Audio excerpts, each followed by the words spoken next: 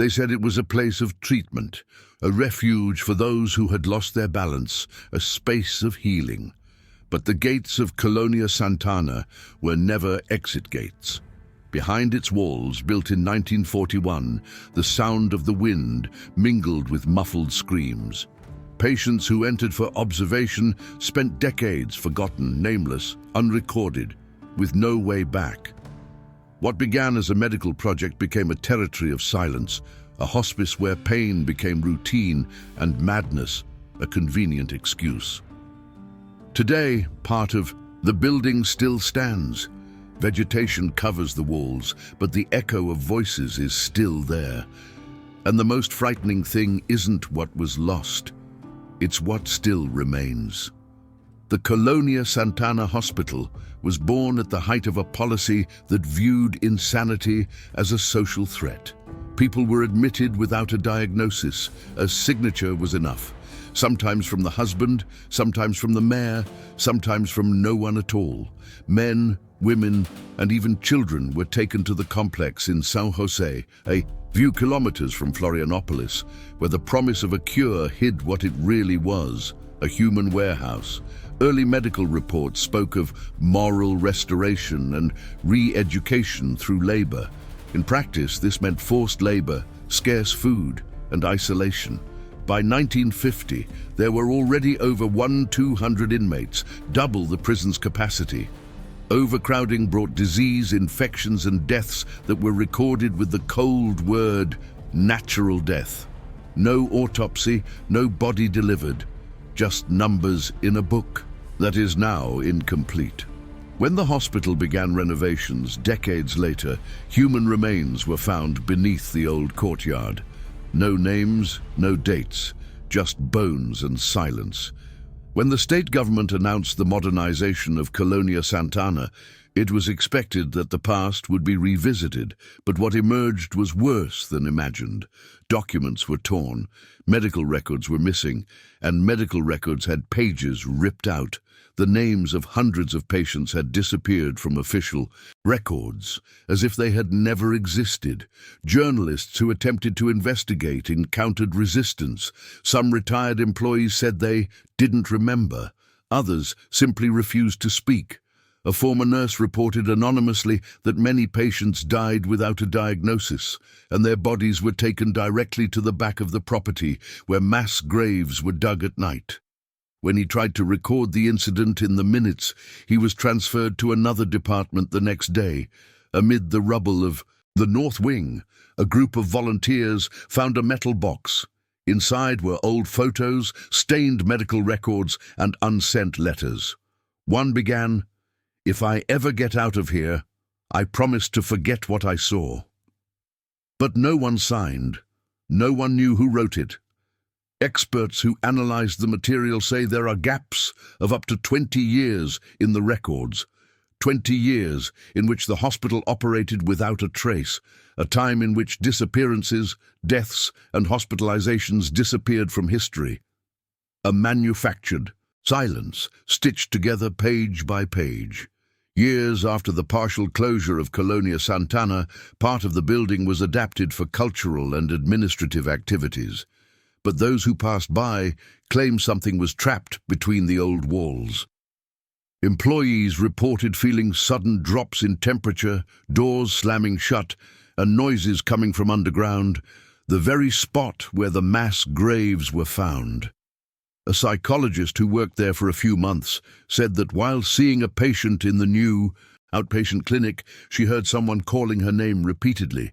The problem was that, according to the security guard, she was the only person in the building at the time.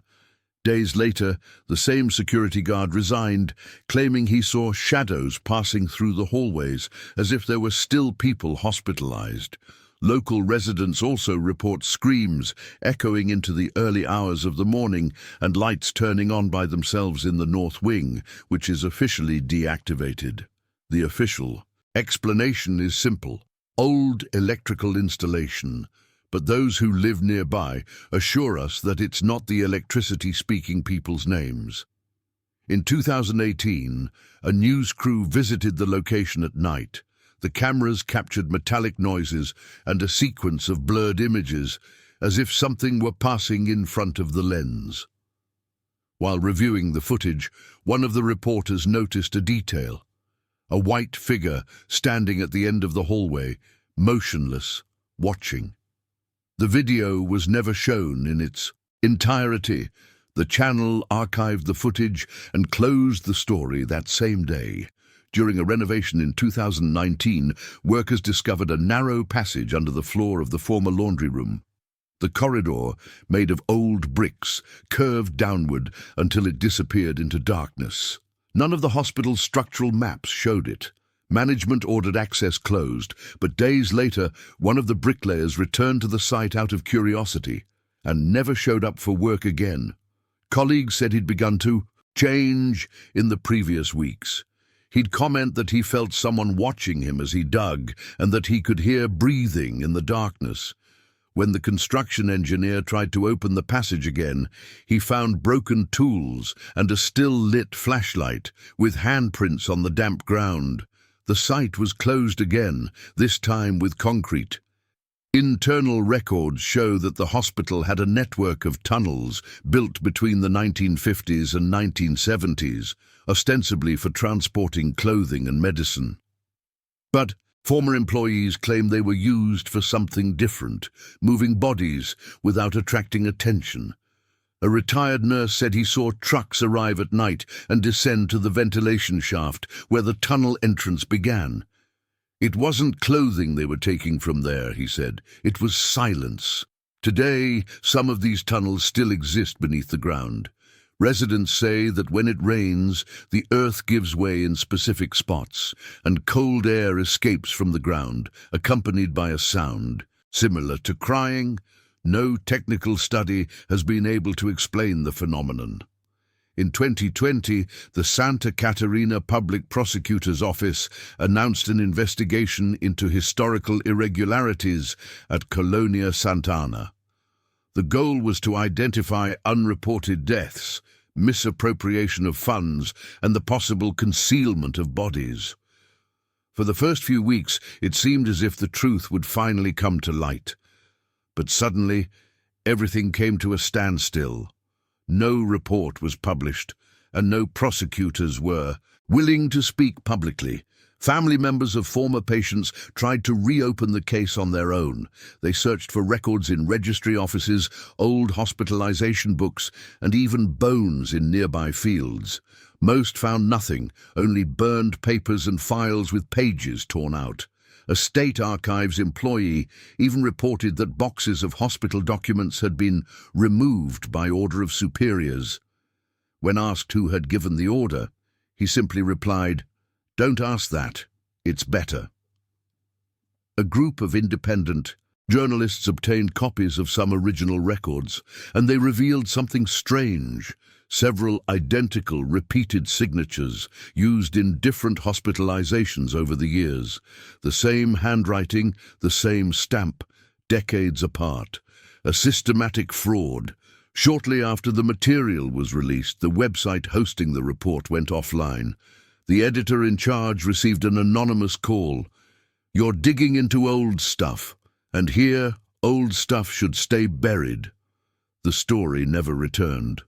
Colônia Sant'Ana remains partially operational, with new buildings erected on the old foundations.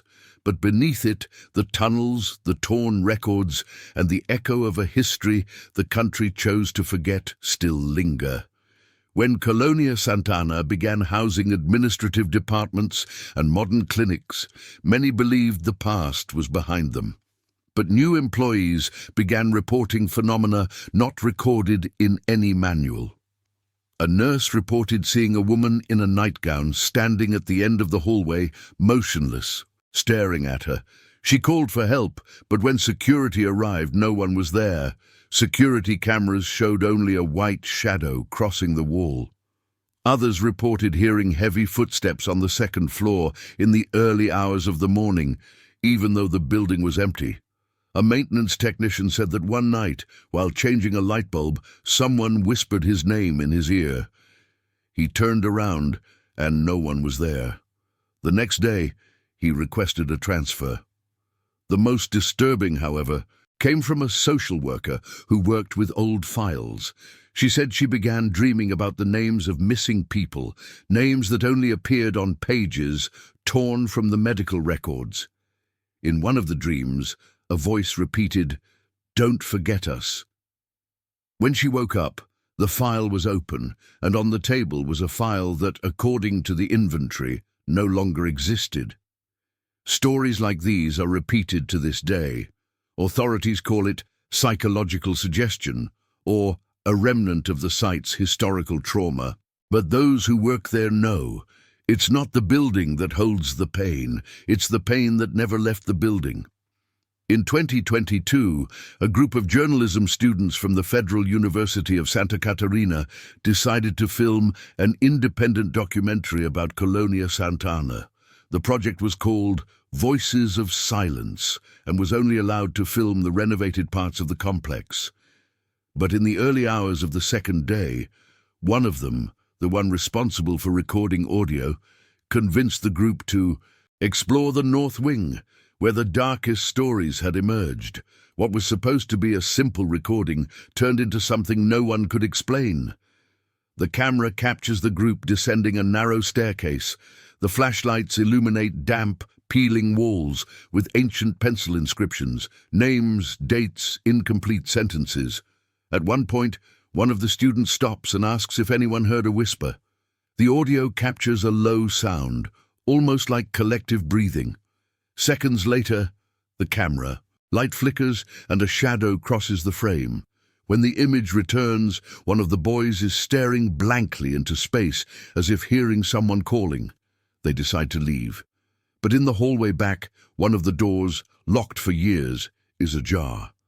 Inside, there's a rusty gurney, a chair with leather straps, and a crucifix hanging upside down. In the corner, old papers are piled high and a cassette tape with the faded label, Session 14B. The student puts the item in her backpack. Days later, the group returns to the university studio to review the material. The video, saved on an external hard drive, simply won't open. The system displays only a message, "File corrupted."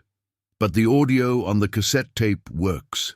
In the first few minutes, there's the sound of a woman crying and a male voice repeating, "She's still here." The recording ends with a metallic sound and a muffled scream. 3 weeks later, the project was officially cancelled. One of the students dropped out and moved to another city. The student who found the tape was admitted to a hospital with a psychotic episode. Before being admitted, she told her mother that she saw people walking around her room at night and that they all said the same thing: "We're not memories. We're what's left." None of the recordings were ever made public, but part of the audio leaked anonymously online, on a forum about haunted places in Brazil. Those who listened to it swear they heard, in the background of the recording, a different voice, not human, deep, repeating something in Latin. When translated, the phrase read, "Silence is the most perfect form of punishment." After the incident with the students, the name of Colônia Sant'Ana quietly returned to the news. For a few days, local newspapers published brief articles mentioning only a project suspended for internal reasons. But as the publicity grew, the matter disappeared again. Like everything else involving that institution, no institution would comment. The university cited psychological problems among the students and preferred not to release the content of the original recordings.